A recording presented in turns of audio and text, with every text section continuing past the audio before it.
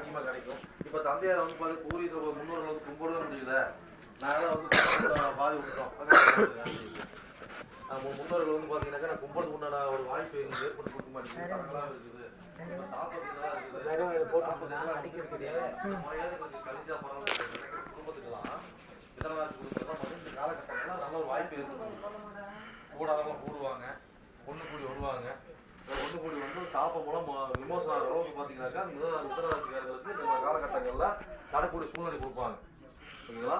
அப்புறம் பார்த்தீங்கன்னா பரம்பரை தொழில் செய்கிறது, அடுத்த தொழிலுக்கு அடுத்தது வர்றது, இதெல்லாம் பார்த்தீங்கன்னா மிதனராசிக்காரர்கள் சம்மந்தப்பட்டவங்களாம் நடக்கும். ஓகேங்களா? சரி, ரைட். அடுத்து கடகராசிக்காரங்க.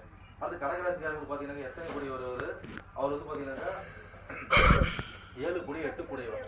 அப்போ 7 கோடி 8 கோடியவர் எங்கே இருக்கிறாரு? 9ஆம் இடத்துல இருக்கிறாரு. ஓகேங்களா? அப்போ வந்து கடகராசிக்காரங்களாம் பார்த்தீங்கன்னா இந்த காலகட்டங்களில் திருமணம் தடையா இருக்கிறவங்க திருமணம், அதாவது